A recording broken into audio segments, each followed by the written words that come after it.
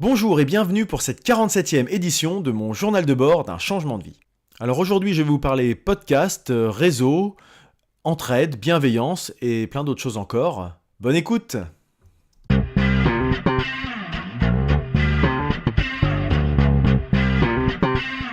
Encore une grosse semaine qui vient de se dérouler, j'étais bien rincé avec des journées qui commençaient tôt et qui se terminaient tard dans la nuit.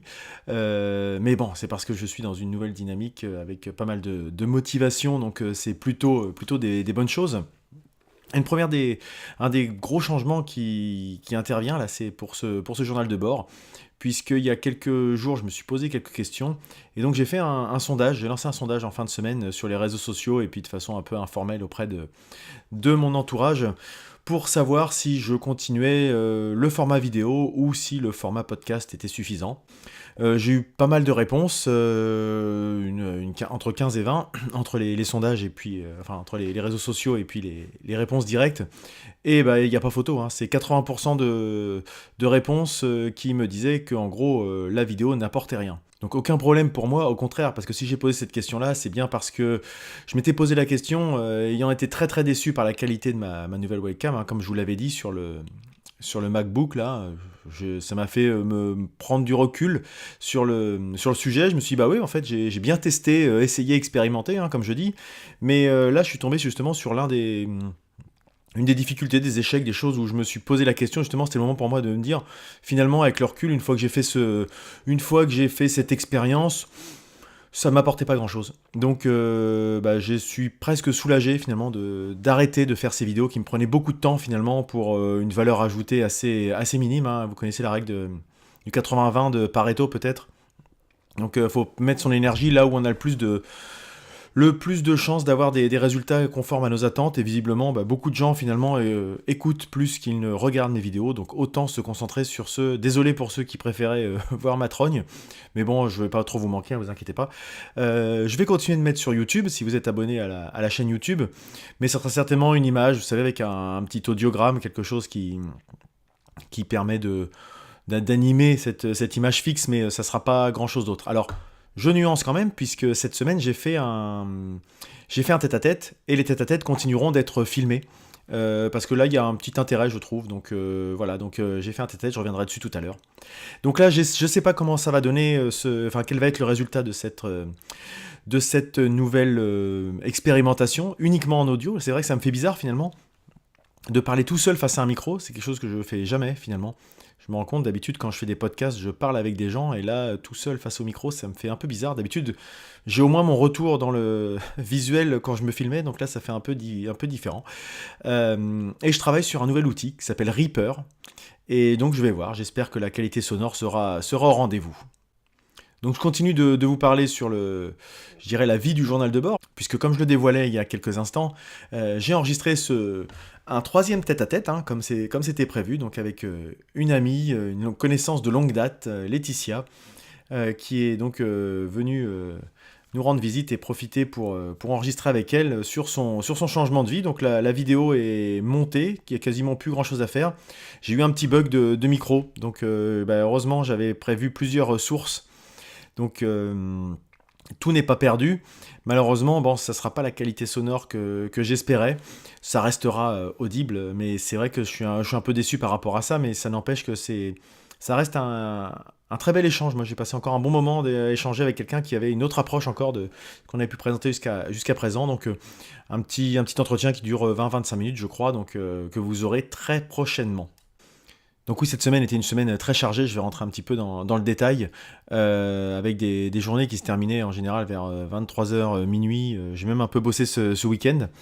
Mais bon, comme je disais, c'est pour la bonne cause. Il y avait du travail, je dirais, à objectif professionnel, il y avait du travail à objectif plus personnel, je dirais divers et variés, notamment répété pour le concert qu'on a fait hier avec mon groupe. Donc voilà, mais voilà, si je prends l'exemple rien que du groupe, le fait d'avoir bien bossé toute la semaine, ça nous a permis d'être complètement à l'aise hier soir, enfin moi de mon côté en tout cas, et de passer un super moment. Donc là encore, la préparation, ça, y a que ça de vrai, quoi. Voilà, il y a pas de mystère. Quand on veut être à l'aise à un moment, il faut avoir bien travaillé un peu en amont. Donc ça c'est juste un petit aparté. Cette semaine donc je suis allé au Pôle Emploi.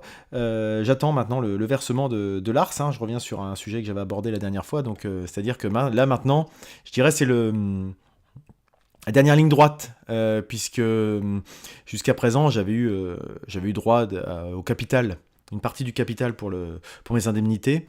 Là, on arrive à la fin. C'est le dernier versement auquel je vais avoir droit de la part de Pôle Emploi.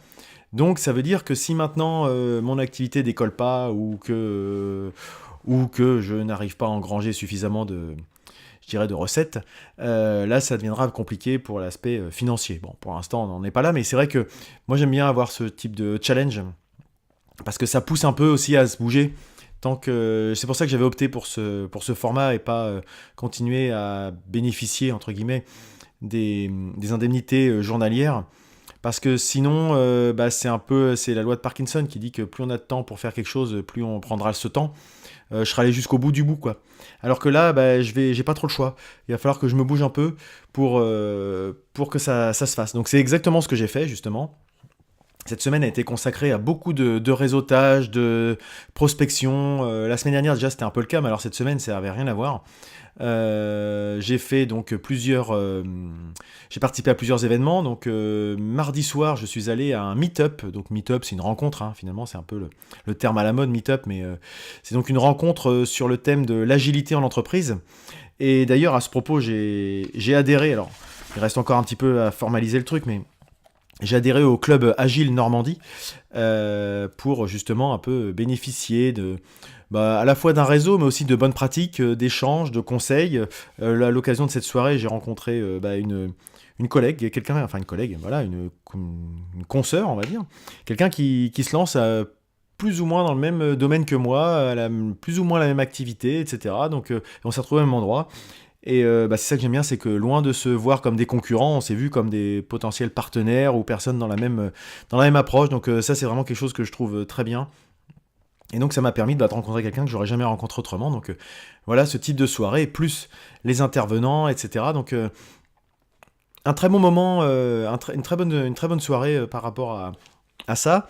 Et vendredi matin, j'ai participé à un autre événement qui était une matinée sur l'entrepreneuriat social qui était organisée à l'APEC de Rouen.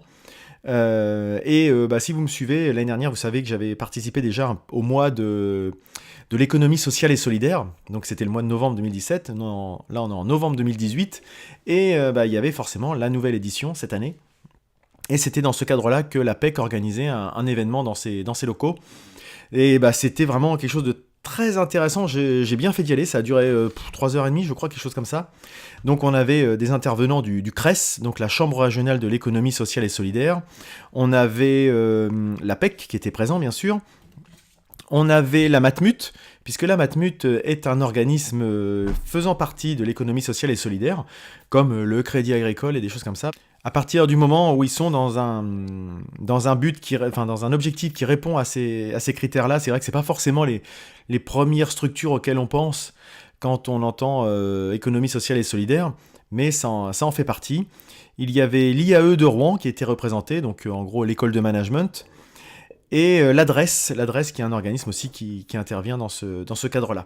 Donc beaucoup de gens, et ça m'a permis de créer des contacts, de rencontrer à la fois des gens parmi les intervenants, mais aussi parmi le public. Donc échange de cartes de visite pour l'aspect uniquement, je dirais, matériel, mais aussi échange de discours, d'arguments, de vision des choses avec des personnes présentes. Et on a noué des contacts et il y a des gens avec qui potentiellement on pourrait être amené à avoir des partenariats, des choses comme ça. Donc c'est pour illustrer ce que je dis régulièrement et que j'avais un petit peu mis en stand-by dernièrement, c'est que c'est pas en restant à son bureau que les choses vont nous tomber tout cuit dans le bec. C'est valable pour tout, c'est valable pour le travail, c'est valable pour toute activité qu'on a, même musicale, etc. Le contact humain, il passe pas uniquement à travers un clavier, un écran et une souris. Donc si on veut que les gens nous connaissent, il faut aussi un petit peu se faire connaître et occuper le terrain sans avoir d'arrière-pensée forcément uniquement mercantile. Et puis même si c'était le cas, de toute façon, il n'y a pas de secret, hein, c'est comme ça que ça marche. Mais rien que pour qu'un jour les gens pensent à nous, il faut aussi qu'ils sachent qu'on existe, quoi.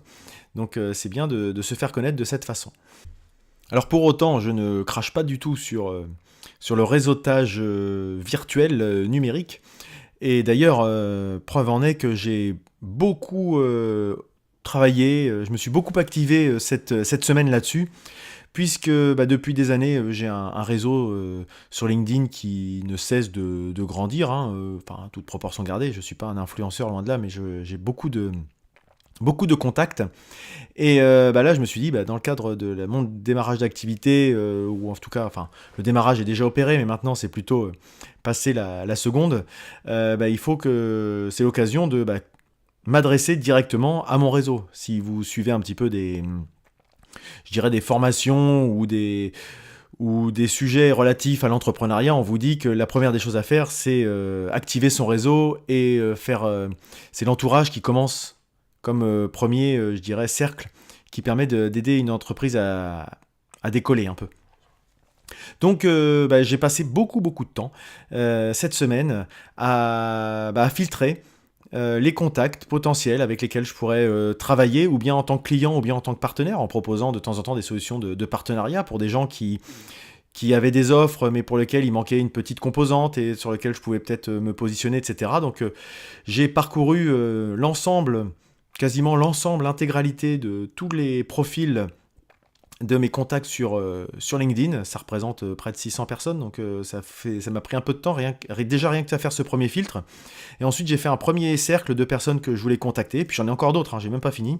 Là, j'ai contacté déjà une centaine de personnes, en adaptant à chaque fois le discours, etc. etc. Donc ça m'a pris 3 jours à faire un peu tout ça. Et bah, mine de rien, c'est pas du tout inutile et anodin, puisque bah, j'ai déjà des premiers retours, là, même cette semaine. Même hier soir, vous voyez, pendant qu'on était en train de faire les préparatifs du concert et de la balance, j'ai reçu des messages sur LinkedIn de gens qui soit me disaient, bah, pas tout de suite, mais rappelez-moi en 2019, soit me disant, me demandaient des précisions, soit me proposant d'autres choses pour m'aider, des gens qui n'avaient pas forcément je dirais, de contact, enfin, qui ne voyaient pas forcément ni de partenariat, ni de relation prestataire-client, etc., mais qui me disaient, bah, moi, je peux faire ça pour vous filer un coup de main, etc., enfin, voilà. Et bah, tout ça, c'est bon à prendre, et je trouve que bah, y a une certaine bienveillance, hein. Il y a personne qui m'a renvoyé bouler pour l'instant, alors c'est pas très vieux, mais puis même si on m'envoie bouler, bah voilà, on va bouler, hein. Moi, je parle poliment aux gens, je pense que il y a peu de risques qu'on me retoque sur mon approche. Parce que justement, autant j'aime pas trop, j'aime pas trop qu'on me fasse du forcing dans les mails en général. Donc, j'ai essayé d'envoyer un mail que moi j'aimerais recevoir, en fait. Enfin, un mail, hein, un petit message. Et surtout pas donner l'impression d'être intéressé pour être intéressé sans vraiment tenir compte de la spécificité des gens. Donc, c'est pour ça que ça m'a pris du temps, parce que j'ai adapté tous mes messages à tous les contacts que j'ai contactés. Enfin oui, voilà, c'est un peu pléonasme, mais... Donc ça m'a pris beaucoup de temps, j'espère que ça portera ses fruits, mais de toute façon, ça permet au moins de me faire connaître, d'expliquer que j'ai un site web, et que bah, si jamais on entend parler de quelque chose dans mes cordes, et bah, les gens peuvent éventuellement avoir une petite lumière qui s'allume dans un coin de leur tête, en disant, tiens, Nicolas Frébourg, de l'huile dans les rouages, pourquoi pas proposer les services, voilà. Et d'ailleurs, je continue sur l'aspect bienveillance, parce que là, il y a 2 personnes qui m'ont contacté, qui ont une activité, qui potentiellement étaient parties pour me vendre des choses, enfin, qui potentiellement auraient pu me vendre des choses. En tout cas, la sollicitation partait sur une offre de prestation, en disant, voilà, peut-être ça vous intéresse. Et moi, j'étais pas forcément intéressé, et puis en ce moment, j'ai pas forcément la trésorerie pour ça, pour de l'accompagnement et des choses comme ça. Et ben, malgré tout, ces 2 personnes m'ont fait une sorte de coaching gratuit, quelque chose un petit peu essayer gratuitement pour voir ce que je peux vous apporter. Donc, en me disant, tiens, bah voilà, sur votre profil, peut-être privilégiez ça, ou attention, recentrez bien votre message marketing plus par rapport à ci, attention à ci, à ça, etc. Et bah, voilà, tout ça de façon assez désintéressée. Alors que c'est pas du tout des gens que je connais, hein, et puis derrière, ils m'ont pas dit, bon, maintenant que je vous ai fait ça, merci de passer commande ou quoi que ce soit, non. Et voilà. Et même si moi, du coup, je me suis fait la remarque, même si moi, je propose des services à d'autres personnes, je peux moi-même avoir besoin des services de quelqu'un d'autre. Comme on dit, c'est pas forcément les cordonniers qui sont les mieux chaussés.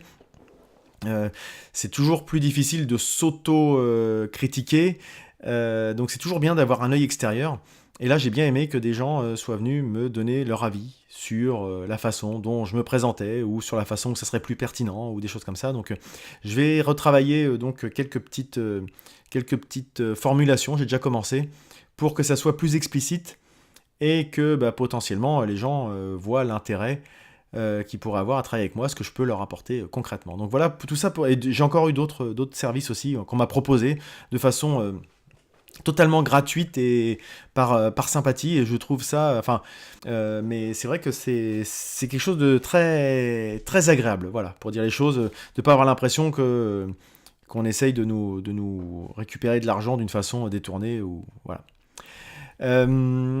Donc ça, déjà, vous voyez, ça m'a pris pas mal de temps. J'ai pas beaucoup avancé sur mon guide, un petit peu toujours, hein, comme j'ai l'impression de répéter la même chose de semaine en semaine. Mais c'est pas ma priorité actuellement, hein. Vous avez bien compris que ma priorité, c'est plutôt de me faire connaître et de trouver des missions, que de me disperser à faire quelque chose qui peut m'aider à trouver des missions à terme. D'ailleurs, une des personnes dont je vous parlais juste avant m'a dit que c'était intéressant, qu'il fallait que je me tourne vers de la production de contenu, ce à quoi je lui ai répondu que c'était déjà en cours, et elle m'a dit c'est une très bonne technique, parce que concrètement, c'est une des actions, un des leviers qui marche le mieux dans pas le démarchage, parce que c'est un mot un peu connoté, mais en tout cas dans la prise de contact et la concrétisation de missions. Donc si jamais vous êtes en recherche vous changez de vie ou pas, ou que vous êtes en recherche de nouveaux clients, de nouveaux prospects, etc., montrez ce dont vous êtes capable, concrètement, pas dans de la théorie. Il faut qu'on puisse se rendre compte, donc en rédigeant des articles de blog, ou si vous êtes plus à l'aise dans du podcast, en écrivant, en parlant dans un micro pour expliquer ce en quoi vous êtes bon. Si vous êtes bon en vidéo, faites une petite vidéo qui illustrera ce que vous êtes capable de faire, et pas un détail par des bullet points, numéro 1, je sais faire ci, numéro 2, je sais faire ça, pas un CV, non, montrez-le.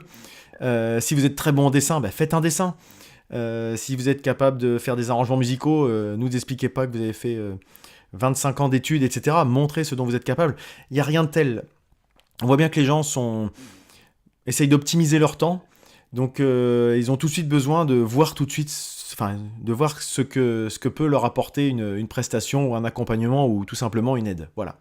Donc je ne désespère pas, mon guide continue d'avancer tranquillement, il mettra le temps que ça prendra le temps que ça prendra, mais au moins je veux pas me précipiter pour me précipiter, il faut que ça soit quelque chose de qualitatif.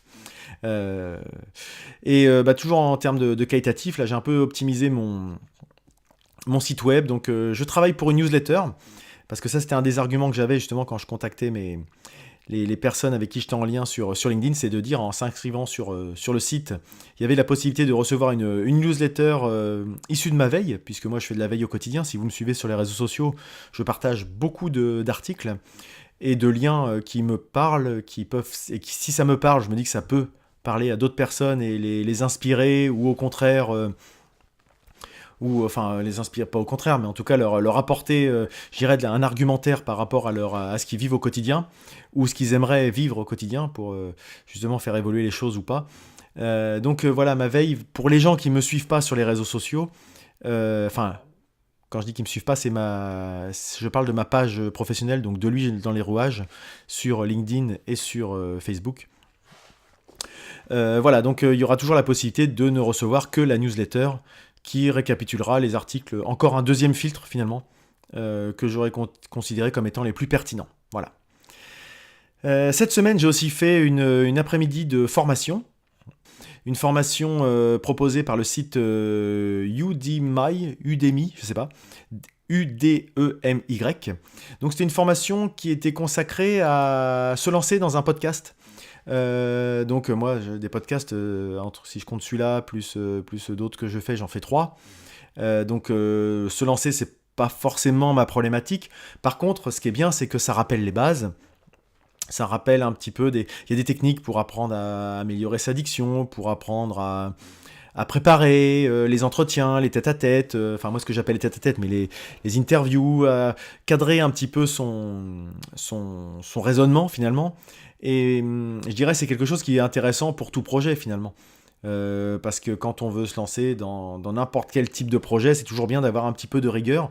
Donc j'ai beaucoup aimé cette petite formation qui m'a permis d'étoffer un petit peu, comme je disais, de me reposer sur les bases. Et puis de découvrir aussi quelques petites techniques qui étaient assez intéressantes. Si vous voulez vous lancer dans un podcast, je vous invite à la suivre. En plus, elle coûte 9,99€ en ce moment pour 3h30 de formation. Donc si vous voulez vraiment découvrir les bases d'un podcast, en plus c'est fait par Mathieu Blanco. Mathieu Blanco, c'est quelqu'un qui est tout à fait légitime pour faire ça, puisqu'il a commencé à faire des podcasts, je crois, en 2008 ou 2009. Il en a fait beaucoup. C'est quelqu'un qui sait de quoi il parle, à la fois sur la technique et sur le contenu. Donc je vous invite à le faire. La formation, elle est annoncée comme étant à 150€, sinon en temps normal. 150€, je serais plus modéré. Enfin, personnellement, par contre, je les mettrais pas. Je pense pas que ça vaille le coup pour 3h30, mais à 10€, bon oui, ça peut valoir le coup de passer 3h30 à faire ces petites formations avec des petits exercices, des questions, et un petit certificat qui justifie que vous avez bien fait cette formation. Bon, ça c'est plus pour, je dirais, pour la petite gloire personnelle, quoi, mais c'est tout. Et donc, pour rester dans le domaine du podcast, cette semaine, on a lancé le 2e épisode de la Pifothèque, le podcast que j'anime avec mon épouse. Et ça, c'est sympa parce qu'on a aussi plein de bons retours par rapport à ça. Nous, déjà, on passe un super moment à s'enregistrer. Ça nous prend une petite heure, même pas une fois tous les 15 jours. Et puis, on repasse un petit moment dans notre bibliothèque. Et puis après, on partage avec les gens qui nous écoutent et puis qui partagent leurs anecdotes, Voilà, je sais, il y a ce côté vraiment proximité qu'on aime, enfin moi j'aime dans le podcast en tout cas, et que comme vous savez, j'en ai parlé il y a pas très longtemps, je sais plus si c'était dans l'épisode ou l'épisode d'avant, où j'ai l'impression que le fait que ça se professionnalise, on peut peut-être perdre un petit peu ce lien de sincérité, d'intimité, pour retrouver un petit peu finalement le fonctionnement d'une radio assez classique, donc un peu moins retrouver un côté un peu plus impersonnel, voilà, clairement. Bon, après. Ce n'est que mon point de vue. Mais en tout cas, moi, c'est ce que je recherche dans le podcast. Ma femme, qui n'est pas trop podcast à la base, s'éclate bien à faire celui-ci en particulier. Et puis, c'est vrai que les échanges avec les gens tendent à confirmer que, au moins pour le petit public de niche qu'on a, peut-être, ça fonctionne. Donc voilà, on n'a pas la folie des grandeurs. Donc on va continuer de le faire pour nous et pour les gens qui apprécient ça. Voilà pour cette semaine. Je pense que j'ai déjà fait un bon petit tour. Voilà pour le bilan de la semaine écoulée. Je vais passer au programme de la semaine à venir.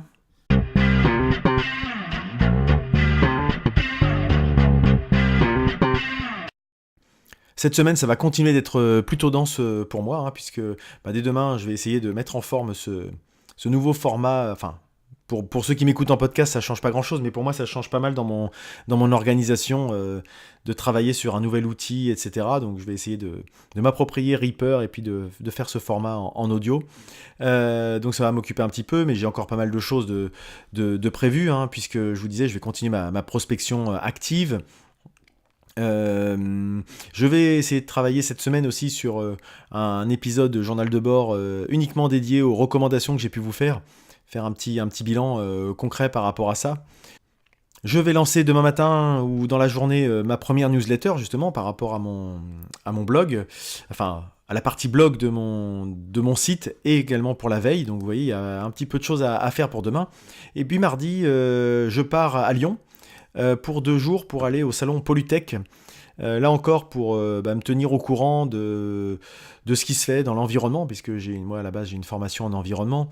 Et il y aura beaucoup d'entreprises, et les entreprises, je dirais, du monde de l'environnement peuvent avoir aussi besoin de prestations telles que celles que je propose. Donc c'est l'occasion d'avoir un événement assez important avec beaucoup d'entreprises, dont notamment, je crois qu'il y a mes anciens employeurs qui seront présents, et puis d'autres du même milieu du BTP. Donc même si je ne cherche pas forcément à rester uniquement dans le BTP, loin de là, mais bon, c'est un milieu que je connais, donc c'est peut-être plus facile dans un premier temps de travailler dans ce domaine-là.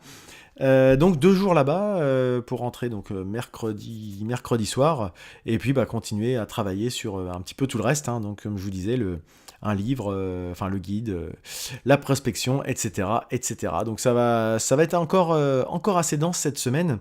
Je ne risque pas de m'ennuyer. Donc pas beaucoup plus de choses que ça de prévu. Je vais donc passer à la recommandation de la semaine.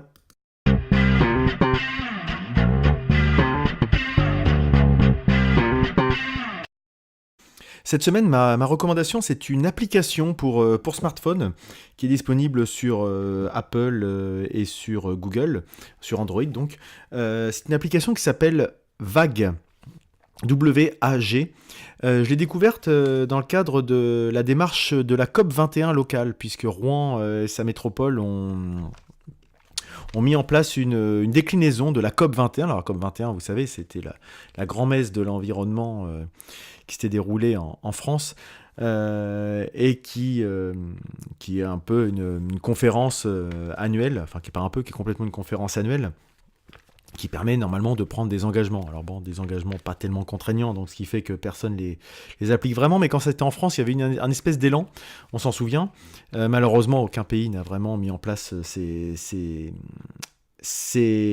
objectifs et déployer vraiment ce qui avait été retenu. En revanche, on trouve un peu partout des territoires, des États, aux États-Unis notamment, ou des métropoles par exemple, qui le déclinent à leur échelle, et c'est le cas de la métropole dans laquelle j'habite, donc celle de Rouen. Et donc là, ils ont mis en place une application en partenariat avec le WWF, donc WAG, ou WAG, je ne sais pas comment ça se prononce, mais c'est l'acronyme de We Act for Good, donc nous agissons pour le bien. Donc c'est un petit outil qu'on peut utiliser au quotidien pour nous aider à mettre en place des petites choses du quotidien, justement, parce que parfois on aimerait bien faire les choses et puis on ne sait pas trop comment s'y prendre. Donc là, il y a des petits exercices, donc ça se présente sous forme de petits défis. Donc sur bien manger, tendre vers le zéro déchet, faire les choses soi-même, améliorer sa façon de se déplacer, optimiser son énergie, etc. etc. Et donc on a des petits challenges, dans des thématiques. On a des thématiques, et dans ces thématiques, on définit les challenges qu'on souhaite relever. Donc, on a un programme personnalisé pour comment on veut mettre en place tout ça. C'est assez sympa, donc ça commence par des petites choses assez classiques. Et puis, pour ceux qui ont envie d'aller plus loin, il y a des challenges un peu plus. Le fait de faire un petit peu, vous savez, ce terme de gamification, c'est-à-dire atteindre des objectifs, avoir des résultats. Donc là, on nous dit, moi par exemple, comme j'ai commencé il y a peu de temps, je suis encore à des niveaux primaires, niveau 3. Donc on a des points, on dit aujourd'hui vous en êtes à combien, vous avez pris combien de choses, on apprend à mieux manger, on apprend à mieux se déplacer, comment recycler ses déchets, comment faire des choses au quotidien. Donc elle est assez ergonomique cette application, donc je vous conseille. Donc c'est une application qui est nationale, mais qui visiblement est déclinée sur le territoire de la métropole. Il marque en exclusivité là sur le prospectus de la métropole, mais moi pour l'avoir vu, je trouve que l'ergonomie est sympa, et puis c'est vrai que le contenu fonctionne bien. Donc WAG, donc c'est un logo W dans une espèce de forme plus ou moins sphérique ovale rouge. Voilà. Donc voilà ma recommandation de la semaine. Vous retrouverez certaines notes et différentes choses que j'ai présentées dans le corps de ce podcast. N'hésitez pas à vous abonner à la chaîne YouTube, sur iTunes, à me suivre sur Ocha, je suis aussi sur PodCloud et sur toutes les applications de podcast. Parlez-en autour de vous, parce que, si vous le souhaitez, si vous trouvez que c'est tout à fait pertinent, mais si vous passez un bon moment, il y a des chances que d'autres personnes apprécient également ces formats. N'hésitez pas à aimer, à partager, et puis surtout à échanger. C'est vrai que moi je partage mon approche, mais il n'y a rien qui me plaît plus que d'échanger avec des gens pas forcément d'accord avec moi d'ailleurs. N'hésitez pas à venir confronter vos avis avec les miens, que ça soit sur les réseaux sociaux, directement sur la page, ou si vous voulez de façon un peu plus je dirais un peu plus restreinte sur les groupes qui ne sont pas publics, pour éviter que vos diverses réflexions se retrouvent justement publiques. Donc je vous invite à commenter. C'est donc la fin de cette édition, et pour terminer, je vous dirai comme à mon habitude, testez, essayez, expérimentez. De temps en temps, il y aura peut-être quelques petits échecs en chemin, mais quoi qu'il en soit, croyez en vous, et à la prochaine!